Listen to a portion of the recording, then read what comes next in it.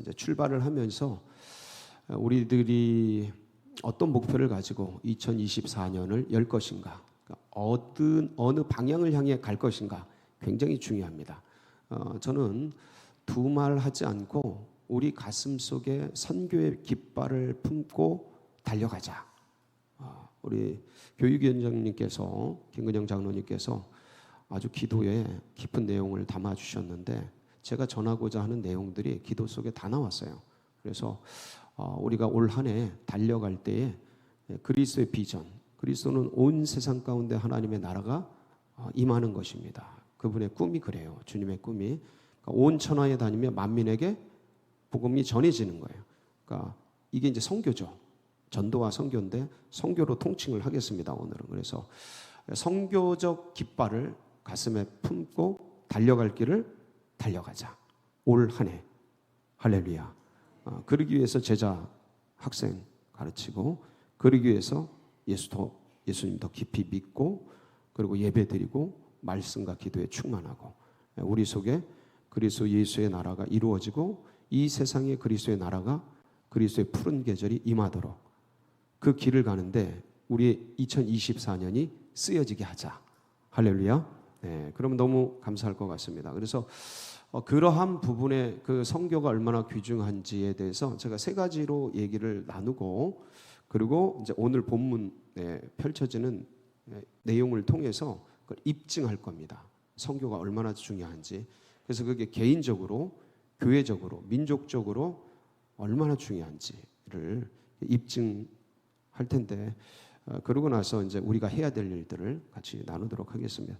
첫 번째는 뭐냐면 역사적 증명입니다. 역사적 증명은 뭐냐면 한 나라, 한 민족, 세계 역사를 가지고 하나님의 계시를 드러내는 거죠.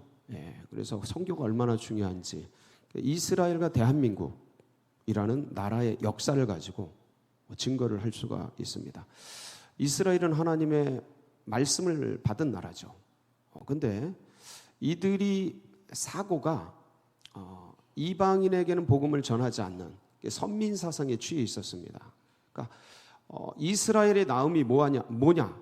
로마서 3장 1절 2절에 보면 그 질문을 바울이 합니다. 그리고 대답을 해요. 이렇게 대답을 하죠. 시작. 그런즉 유대인의 나음이 무엇이며 할례의 유익이 무엇이냐? 범사에 많으니 우선은 그들이 하나님의 말씀을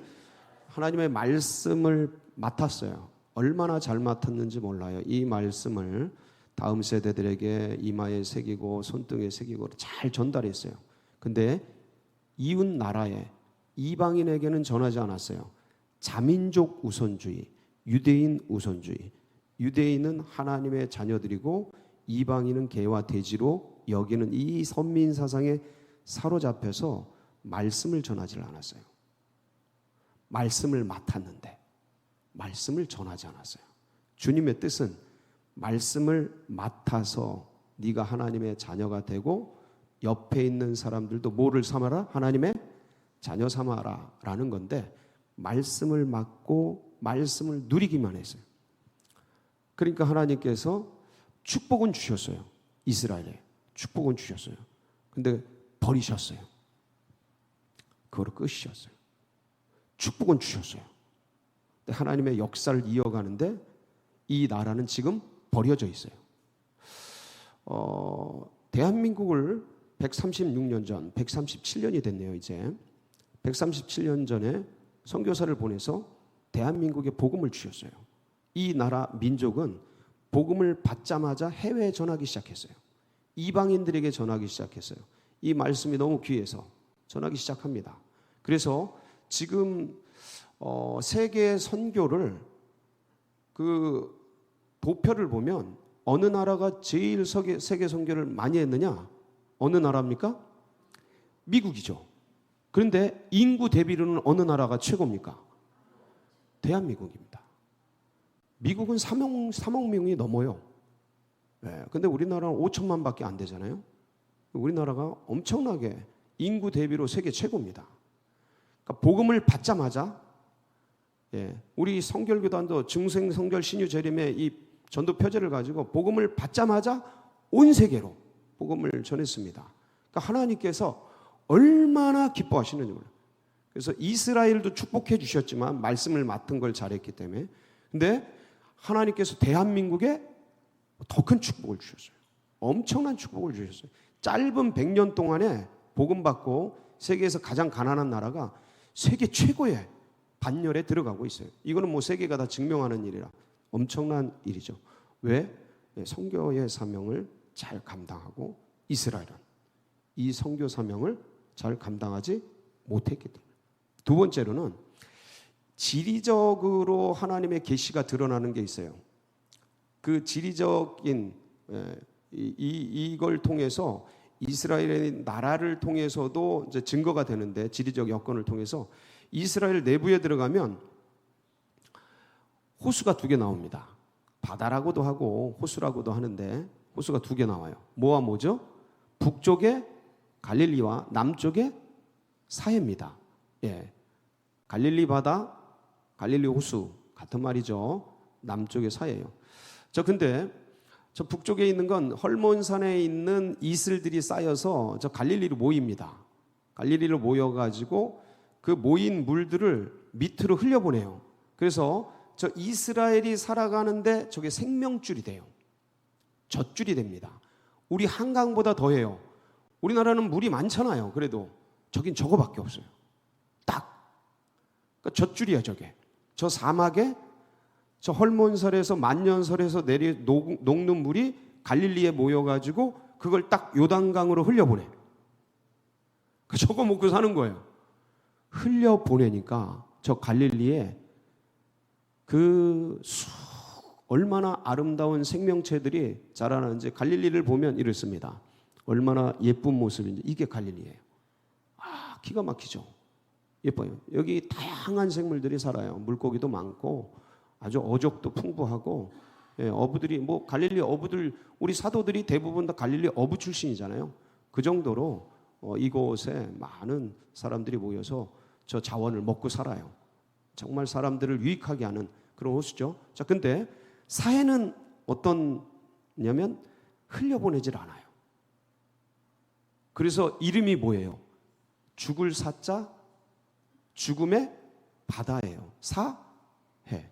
그러니까 받은 걸 흘려보내지 않아. 그 죽음의 바다가 돼요.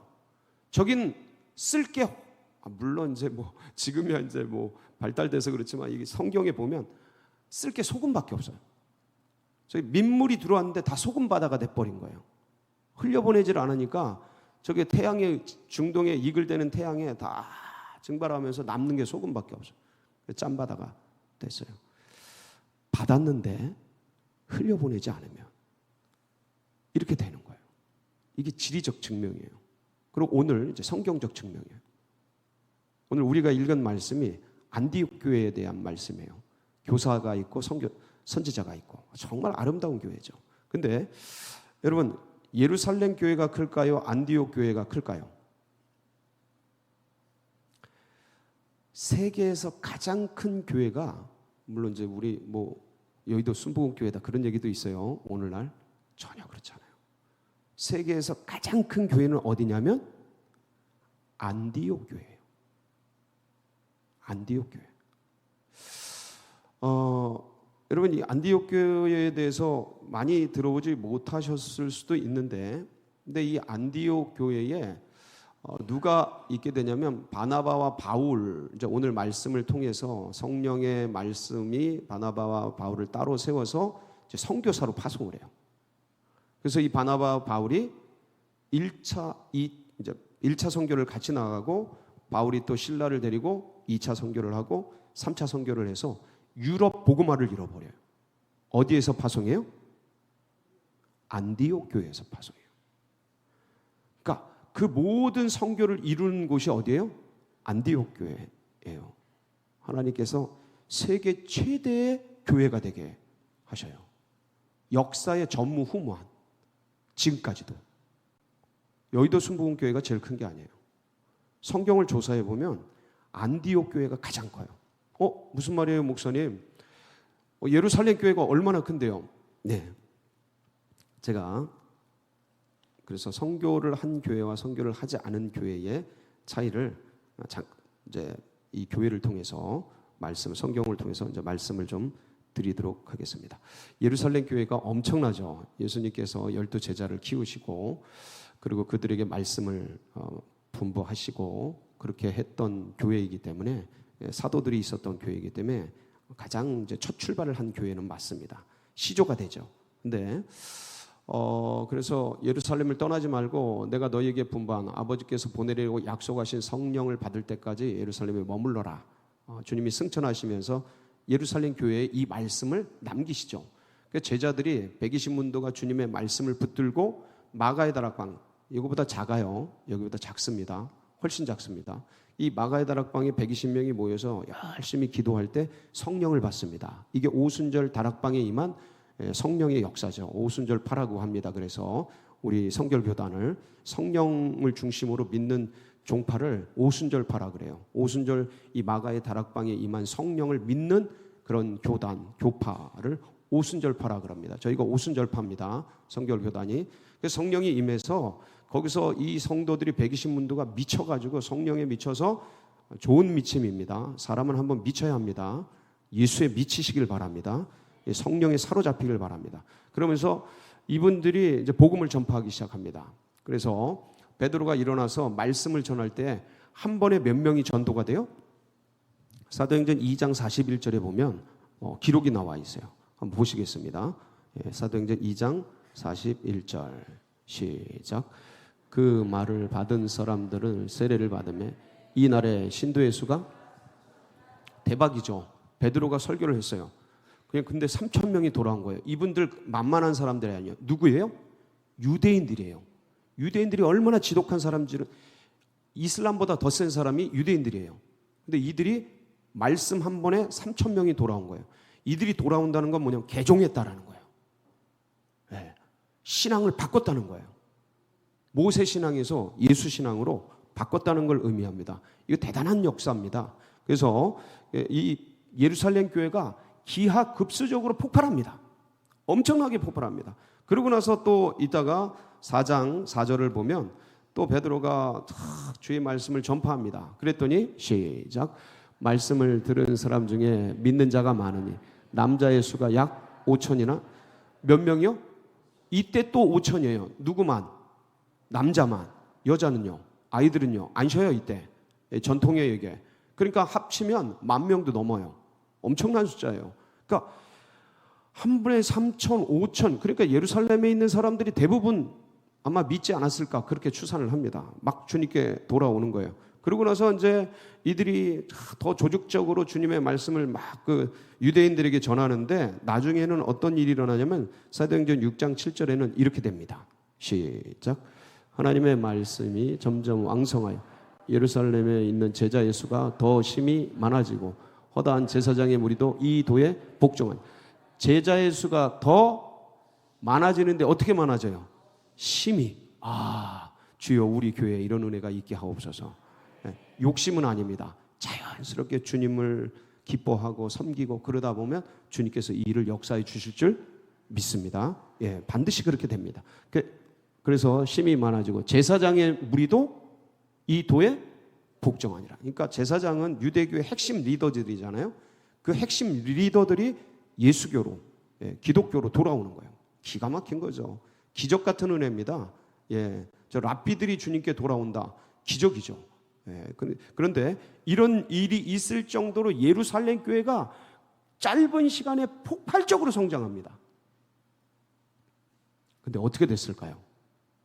이 예루살렘 교회가 8장 1절, 사도행전 8장 1절 시작. 그가 죽임을 당할 마땅히 여기더라. 그날에 예루살렘에 있는 교회에 큰 박해가 있어 사도 외에는 다 유대와 사마리와 모든 땅으로 흩어지니. 딱 한 방에 교회가, 죄송합니다, 이런 말 써도 될까요? 좀 파격적으로 할까요? 아니면 그냥 경건하게 할까요? 파격적으로 박살이 납니다. 교회가 박해, 스데반의 박해를 통해 완전 다 흩어져요. 누구만 남았다고 기록되어 있어요? 사도 외에는. 사도 몇 명입니까? 이때 12명이에요. 마띠아까지 뽑아서. 12명 외에는 싹 흩어진 거예요. 여러분, 우리 교회가 12명 남았어요. 그 교회가 교회입니까? 무너진 겁니까? 싹 무너진 거죠. 싹 무너진 거죠. 예루살렘 교회는 사라졌어요. 이 뒤로. 물론 조금씩 다시 뭐 이렇게 모이긴 하는데 거의 명맥이 사라지게 되죠. 자, 그런데 중요한 건 뭐냐면 왜 그럼 예루살렘 교회가 이렇게 됐는가? 그 주님의 부탁과 주님의 활동이 거기에 있었던 이 아름다운 교회, 전통과 이런 어떤 사도들이 그 딱 쥐고 리더십을 가지고 있고 그러면서 짱짱했던 이 교회가 왜 이렇게 흩어지고 무너지고 깨어졌는가를 알 수 있는 말씀이 있어요. 그게 뭐냐면 한번 보실게요. 사도행전 10장 28절 29절이에요. 이게 예루살렘 교회의 목회자였던 리더였던 베드로의 인식이에요. 베드로의 인식 같이 봅니다. 시작. 이르되 유대인으로서 이방인과 교제하며 가까이 하는 것이 위법인 줄은 너희도 알거니와 하나님께서 내게 지시하사 아무도 속되다 하거나 깨끗하지 않다 하지 말라 하시기로 부름을 사양하지 아니하고 왔노라. 묻노니 무슨 일로 나를 불렀느냐. 자, 28절 볼게요. 이게 뭐냐면 고넬료라는 헬라인 이방인이 베드로를 자기 집에 초청한 거예요. 하나님의 비전을 환상을 보고 베드로를 자기 집에 초청한 거예요. 여기에 베드로가 있으니 데려와서 말씀을 들어라. 이런 환상을 봤어요. 고넬료가. 그래서 고넬료가 백부장이거든요. 군인이든 종을 시켜서 이 베드로를 모시고 오려고 이렇게 초청을 한 거예요. 근데 그때 베드로가 이 얘기를 한 거예요. 이방인과 유대인으로서 이방인과 교제하며 가까이 하는 것이 뭐인 줄 아노니? 위법이야요. 여기는 아예 이게. 그러니까 유대법이 이거는 아예 이방인과 가까이 하지 못하게 돼 있어. 그러면 그런 것들을 유대인들은 그냥 뼛속에 머릿속에 가지고 있는 거예요. 그걸 누구도 그러고 있는 거예요. 베드로도 그러고 있는 거예요. 그러니까 복음이 이방인에게 흘러가요? 안 흘러가요? 못 흘러가요. 왜냐하면 이방인은 개화되자. 예수 그리스도께서 이방인들에게 사마리아 여인에게 그리고 안 믿는 자에게 데가볼리에 그렇게 복음을 전했는데 그 사도들이 그 예수님이 이방인에게 복음을 전하는 것, 가난하고 천민들, 이 유대교에서 율법에서 죄인이라고 취급되는 그 영혼들에게 나병 걸린 사람들 다 찾아다니면서 복음을 전했는데 세리의 친구라고 불리잖아요. 예수님이 그들에게 복음을 그렇게 전했는데 이 12사도를 비롯한 이 유대인들, 예수님의 제자들마저 머릿속에 저들은 선교의 대상이 아닌 거예요. 죄인 거예요. 그거 위법인 거예요. 그러니까 이걸 깨기 위해서 주님께서 베드로에게 고넬료를 보내면서 환상을 주셔요. 이게 마치 마케도니아의 환상 같아요. 예? 바울이 아시아의 복음을 전하려고 그럴 때 마케도니아에서 환상을 보여주시잖아요. 이리 와서 도우라, 이리 와서 도우라. 그래서 이게 성령의 음성인 줄 알고 바울이 아시아 선교를 내려놓고 유럽으로 전환을 하잖아요. 마치 그거 같은 환상을 주님께서 베드로에게 보여주셔요. 그게 사도행전 10장 9절에서 17절 말씀이에요. 한번 보실까요? 시작. 이튿날 그들이 길을 가다가 그 성에 가까이 갔을 그때 베드로가 기도하려고 지나 올라가니 그 시각은 제6시더라. 그가 시장하여 먹고자 하며 사람들이 준비할 때 홍화론 중에 하늘이 열리며 한 그릇이 내려오는 것을 보니 큰 보자기 같고 내 귀를 메어 땅에 들이웠더라. 그 안에는 땅에 있는 각종 네 발 가진 짐승과 기는 것과 공중에 나는 것들이 있더라. 또 소리가 있으되 베드로야 일어나 잡아먹으라 하거늘. 베드로가 이르되 주여 그럴 수 없나이다. 속되고 깨끗하지 아니한 것을 내가 결코 먹지 아니하였나 한데 또 두 번째 소리가 있으되 하나님께서 깨끗하게 하신 것을 네가 속되다 하지 말라 하더라. 이런 일이 3번 있은 후 그 그릇이 하늘로 올라가니라. 베드로가 본 바 환상이 무슨 뜻인지 속으로 의아해하더니 마침 고넬료가 보낸 사람들이 시몬의 집을 찾아 문 밖에 서서, 그래서 이 환상이 뭔 뜻이지? 아니 부정한 음식들은 못 먹게 되는 게 율법이고 그게 법이고 우리들의 문화고 종교인데 이게 뭔 소리지? 하고 의아해하고 있을 때 고넬료가 보낸 종들이 와서 모셔간 거예요. 그래서 알게 되죠. 아, 이들에게 복음을 전하라는 거구나. 이때는 예루살렘 교회가 박살났을 때예요. 예루살렘 교회가 다 흩어졌을 때예요. 그런데도 정신을 못 차리는 거예요. 안 깨지는 거야, 이 사고가. 이 구습이, 선민 사상이 안 깨지는 거예요. 이방인은 개와 돼진 거야. 유대인에게만 복음이 전파되는 거예요. 그래서 사도행전 1장 19절, 20절, 21절에 보면 이때 유대인들에게 복음만 전하던 사람들이 드디어 헬라인에게 복음을 전해요. 이방인에게. 한번 보실까요? 사도행전 11장 19절, 21절 시작. 그때 스데반의 일로 일어난 환란으로 말미암아 흩어진 자들이 베니게와 구브로와 안디옥까지 이르러 유대인에게만 말씀을 전하는데 그 중에 구브로와 구레네 몇 사람이 안디옥에 이르러 헬라인에게도 말하여 주 예수를 전파하니 주의 손이 그들과 함께 하심에 수많은 사람들이 믿고 주께 돌아오더라. 여기 19절 보면 누구에게만 복음을 전해요? 유대인에게만 말씀을 전해요. 이방인에게 안 전해요. 자, 그런데 그때 어느 누군가가 이방인에게 복음을 전하게 됐어요. 하나님의 뜻이죠. 하나님의 놀라운 섭리죠. 그게 20절이죠. 보면 헬라인에게도, 저게 이방인이거든요. 헬라인에게도 복음을 전해서 예수를 전파했는데 이게 될까 하고 전한 거예요. 그런데 어떻게 돼요? 21절. 주의 손이 그들과 함께 하심에 수많은 사람들이 믿고 주께 돌아오게 되어서 세워진 게 무슨 교회예요? 안디옥 교회예요.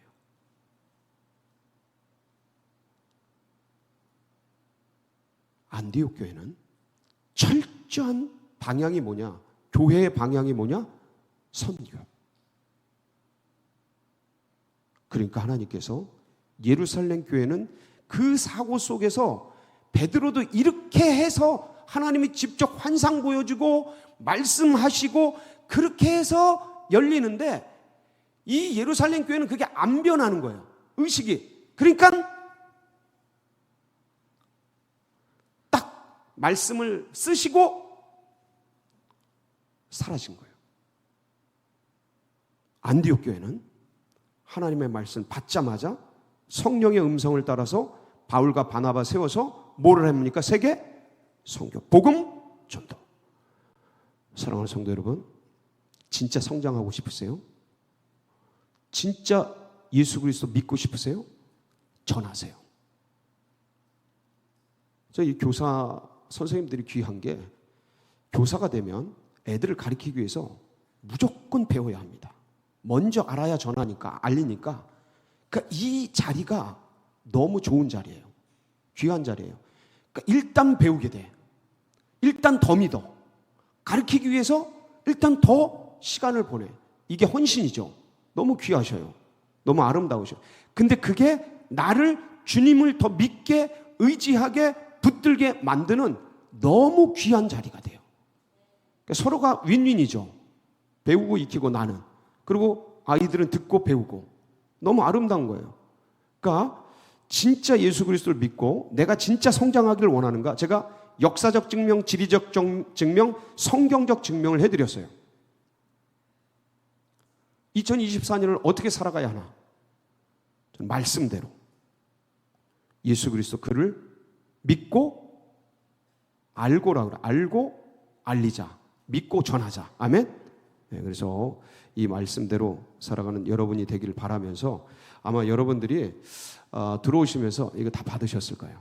이게 뭡니까? 다시 시작하다. 선교는요, 기도와 영혼을 품는 것으로부터 시작됩니다. 절대로 한 번에 아프리카 가고 한 번에 뭐 어디 가고 그렇게 되는 게 아니에요.